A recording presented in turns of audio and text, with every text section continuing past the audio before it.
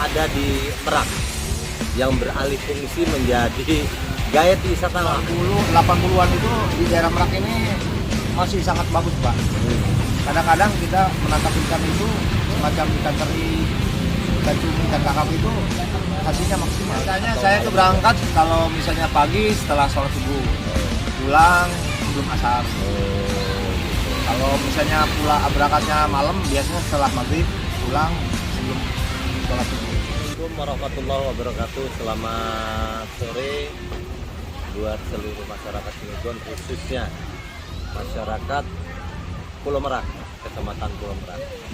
Syukur alhamdulillah saya kebetulan sedang ada di Pantai Merak, khususnya di Merak Beach Hotel. Saya sedang silaturahmi bersama Kang siapa kan? Pak Aim. Pak Aim. Nah, Pak Aim ini saya mendapatkan informasi beliau ini salah satu nelayan senior yang ada di Merak yang beralih fungsi menjadi gayet wisatawan gitu. Oleh karenanya, karena memang ada hal seperti itu, saya sedikit tergelitik nih untuk mencoba bertanya apakah masih efektif menjadi nelayan di sekitaran perairan Pulau Merak ini. Oke, Pak Aim, gimana kabarnya? Alhamdulillah baik. Baik, Pak Aim. Pak Aim Pak Aim masih orang Merak ya? Asli orang Merak. Sudah lama dong tinggal di Merak ini ya? Sudah lama, Pak. Sekitar 47 tahun lah. 47 tahun. Sebelumnya sehari-hari Pak Aim sebelum melakukan kegiatan gayet wisatawan lokal ini, dulu sehari-harinya ngapain dulu Pak Aim? Nelayan. Oh, nelayan. Menangkap ikan. Itu tahun berapa tuh Pak Aim? Sudah mulai melakukan kegiatan penangkapan ikan di daerah Merak ini? Kisaran tahun 80-an. Dari lama juga ya Pak Aim ini sudah mulai dari tahun 80 melakukan kegiatan nelayan di Pantai Merak. Terus itu sampai berapa lama Pak Aim bisa bertahan menjadi pelaku nelayan di perairan Pulau Merak ini? Ya mungkin dengan situasi dan kondisi yang sekarang masih adalah sedikit-sedikit masih tetap bertahan Pak sampai sekarang. Oh, sampai sekarang masih tetap bertahan. Oke pemirsa, jadi ternyata Kang Aim ini senior nelayan di Pulau Merak ini, salah satu senior nelayan di Pulau Merak ini. Beliau masih bertahan dengan kondisi, memang nanti akan kita coba tanya ya, bagaimana hasil kuantiti penangkapan tahun-tahun 90, tahun 80, tahun 2000 yang beliau memang masih aktif sebagai nelayan di pantai di perairan Pulau Merak. Tahun 90 penangkapannya itu masih bagus ya Pak? Tahun 90, 80-an itu di daerah Merak ini masih sangat bagus Pak.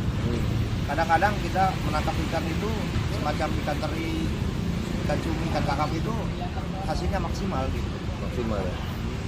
Sampai tahun 90-an masih juga bagus, masih bisa bertahan. Nah, masuk tahun 2000-an itu masih juga bisa, tapi masih mulai mengurang.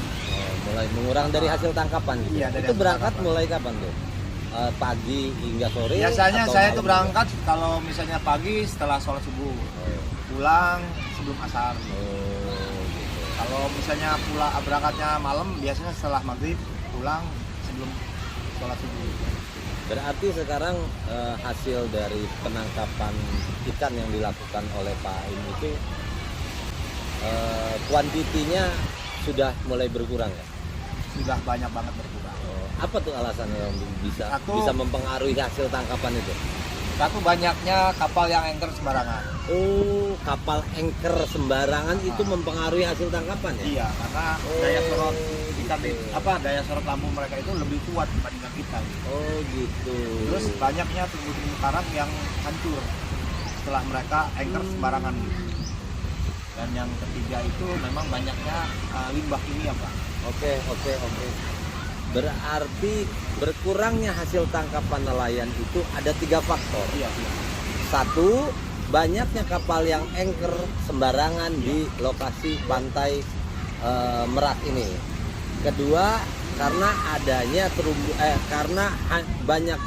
karena hancurnya terumbu karang di sekitar pantai Merak ini. Dan yang ketiga, tidak kalah dahsyatnya karena banyaknya limbah-limbah kimia yang dibuang ke laut daerah Pantai Merak ini, dan itu sangat jelas mempengaruhi hasil penangkapan ikan itu. Ya? Pernah nggak Kang Aim coba protes menyuarakanlah aspirasi itu kepada pemerintah Kota Cilegon? Kalau itu sering saya lakukan Pak, melalui lembaga kita ya, lembaga HNSI. Kalau di HNSI kita cuma konfir aja, karena sifat kita kan nggak bisa naik kata. Karena kalau sifat kita kan pelaku di lapangan yang bisanya hanya menyampaikan, melaporkan saja kan. Tapi tindak lanjutnya itu tidak ada. Berarti selama ini dari Kang Aim pernah silaturahmi atau tabayun kepada pemerintah Kota Cilegon untuk bagaimana pemerintah Kota Cilegon ini mencarikan solusi bahwa ada hal-hal yang memang mempengaruhi hasil tangkapan para nelayan ini. Itu belum ada ya tindakan dari pemerintah Kota Cilegon? Ada Pak, walaupun kita sudah berapa kali sharing, karena salah satu juga saya ini orang kerja dari Pemda Cilegon, kalau seandainya ada pelatihan, ada bantuan apa kan. Tapi masalah konfirmasi dengan kondisi di lapangan saya sampaikan. Atau dengan ada kalau nggak salah pemirsa yang namanya wadah untuk para nelayan itu, yang saya tahu ada HNSI, itu bagaimana kepedulian HNSI terhadap nelayan di Pantai Merak ini? Kalau kepemimpinan yang baru ini atau yang kemarin itu belum maksimal Pak. Belum maksimalnya kenapa tuh? Karena tindakan beliau itu tidak langsung turun ke lapangan. Oh.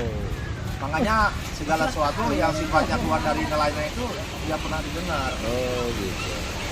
Jadi setelah menyampaikan kepada kepada isinya utusannya, tapi tidak sampai ke atas. Oke, terima kasih Kang Aim atas beberapa informasinya. Mungkin ini keluhan jeritan hati langsung dari nelayan Pantai Merak.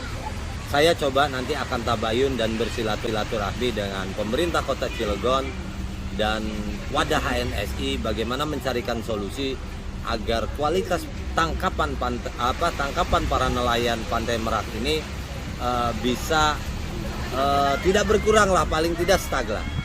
Paling tidak hasil mereka itu bisa untuk mencukupi kehidupan keluarga mereka. Karena tadi ada 3 persoalan itu. 1, banyaknya kapal yang anchor sembarangan. Ini penting juga kita lakukan koordinasi dengan para pihak yang memiliki kapal itu. Dan yang kedua, hancurnya terumbu karang di sekitar Pantai Merak, dan itu juga sangat mempengaruhi terhadap hasil tangkapan. Dan yang ketiga juga tidak kalah pentingnya, inilah